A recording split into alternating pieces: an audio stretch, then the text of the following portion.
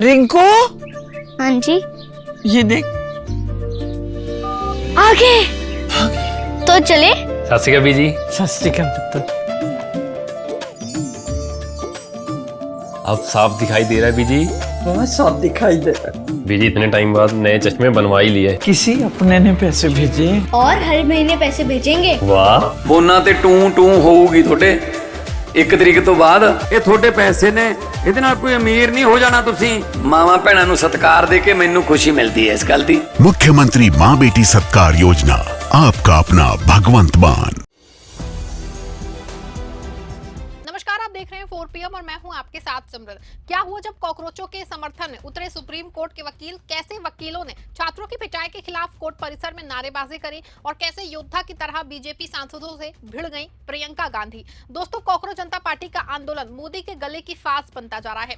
जो 12 सालों में कभी नहीं हुआ वो होता हुआ नजर आ रहा है। विपक्षी नेताओं, छात्र छात्राओं, तमाम जानी मानी हस्तियों के बाद अब सुप्रीम कोर्ट के वकीलों ने छात्रों के साथ हुए अत्याचार और धर्मेंद्र प्रधान के इस्तीफे को लेकर मोर्चा खोल दिया है, जिसके बाद मोदी सरकार अब चौतरफा घिरती नजर आ रही है। उधर संसद परिसर में हाई वोल्टेज ड्रामा देखने को मिला जब नारेबाजी कर रहे बीजेपी सांसदों से राहुल गांधी और प्रियंका गांधी का सामना हो गया। राहुल तो कुछ नहीं बोले, लेकिन प्रियंका गांधी ने योद्धा की तरह बीजेपी सांसदों से लोहा ले लिया और अकेले उनके मुंह पे ही नारेबाजी करने लग गई, जिसके बाद जो है माहौल जो है थोड़ा सा गर्मा गया था। इसके साथ ही मीडिया से बात करते हुए प्रियंका गांधी ने छात्रों को के खिलाफ झूठ फैला रहे गोदी मीडिया की भी लंका लगा दी। तो कैसे छात्र आंदोलनों में वकीलों की एंट्री से मोदी सरकार के लिए बड़ी मुश्किलें खड़ी हो गई हैं और कैसे प्रियंका गांधी ने बीजेपी सांसदों को उन्हीं की भाषा में सबक सिखाया, बताएंगे आपको इस रिपोर्ट में।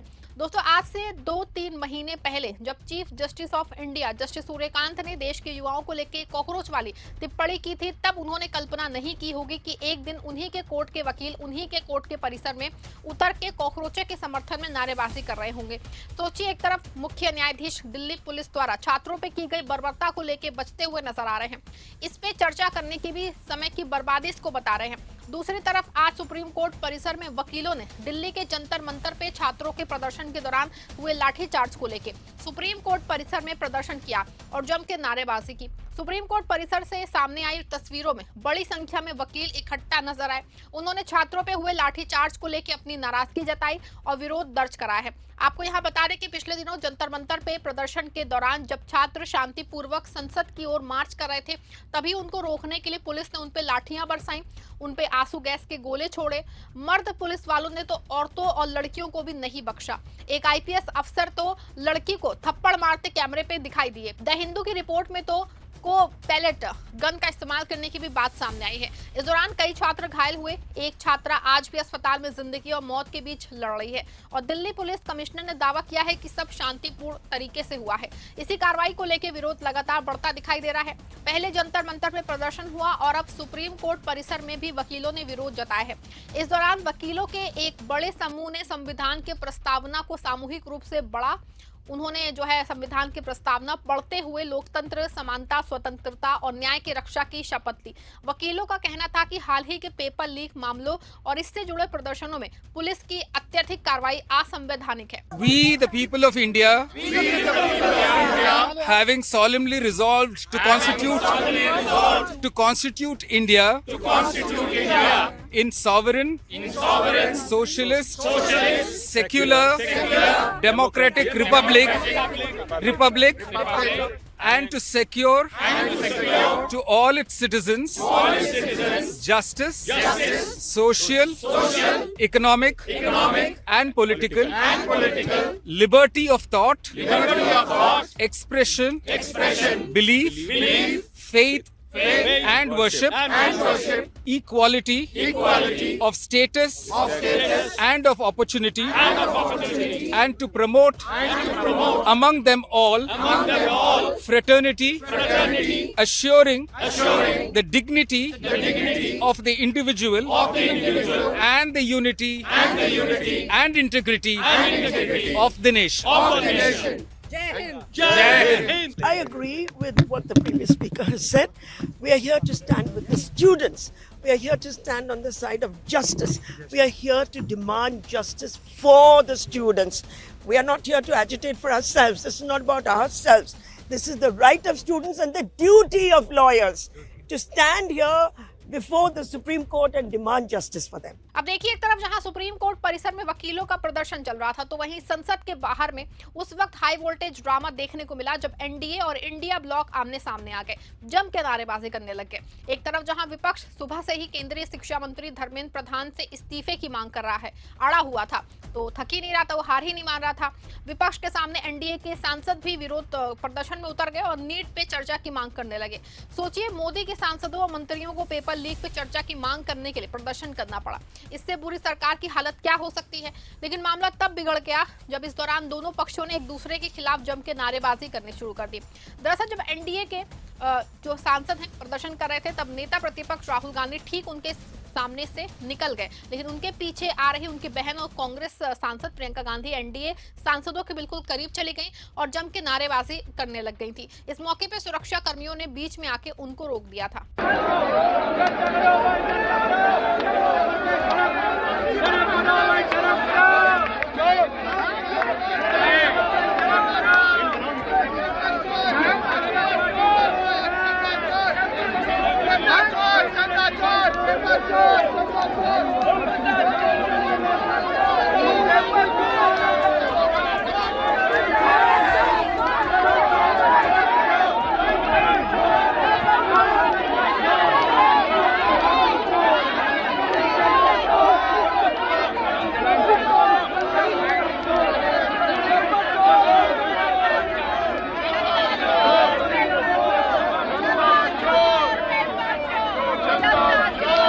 इस वीडियो को शेयर करते हुए कांग्रेस प्रवक्ता सुप्रिया श्रीनेत ने लिखा कि नहले पे दहला है। प्रियंका गांधी संसद के मकर द्वार पे राहुल गांधी के सामने जब बीजेपी के डरपोक सांसदों ने नारेबाजी की, तो प्रियंका गांधी वहीं रुक के उन सबको जम के घेर के छात्रों के हक में नारे लगाए और धर्मेंद्र प्रधान का इस्तीफा मांगा। सुप्रिया ने लिखा कि शेरनी है, उलझना मत।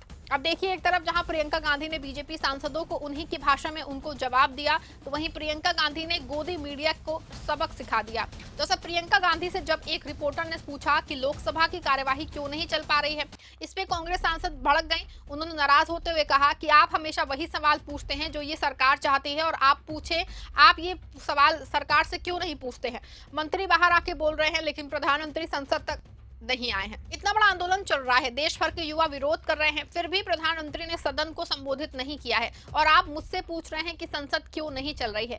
संसद भवन के बाहर मीडिया के सवाल पे भड़कते हुए कांग्रेस सांसद प्रियंका गांधी वाड्रा ने कहा कि मैं उन सवालों का जवाब दूंगी जो रिलेवेंट हो। आप लोग सरकार के जाल में फंस गए हैं। देखिए, मैं अब से वो सवाल में उन सवालों का जवाब दूंगी जो रेलेवेंट सवाल है। ठीक है, आप इस सरकार के जाल में फंसे हुए हैं। आप हमेशा वही पूछते हैं जो ये सरकार पूछवाना चाहती है। ठीक है, हर बार उनसे पूछिए। उनके मंत्री निकल रहे हैं ना, प्रधानमंत्री जी आए ही नहीं है सदन में। इतनी बड़ी, मतलब इतना बड़ा आंदोलन चल रहा है, पूरा देश का यूथ बाहर है, प्रधानमंत्री जी सदन में नहीं आए हैं, और आप मेरे से पूछ रहे हो कि सदन क्यों नहीं चल रहा है। मुझसे पूछो कि क्या हो रहा है, स्टूडेंट्स के लिए क्या किया जा रहा है, स्टूडेंट्स के डिमांडों का क्या हो रहा है, ये पूछो ना। ये सारे सवाल पूछो। और ये जो मंत्री आ रहे हैं जा रहे हैं, इनसे पूछो इस्तीफा कब देंगे। आपने पूछा है, मैं जानना चाहती हूँ, आपने पूछा धर्मेंद्र जी से कि वो इस्तीफा कब देंगे। सरकार नहीं, आप बता दो, पूछा है कि नहीं।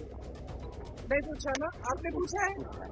आपने पूछा, धर्मेंद्र प्रधान जी से पूछा कि आप इस्तीफा कब दे रहे हैं। पूछा है आपने, जवाब दीजिए, यस और नो। मंत्री जी आए, मंत्री जी आए,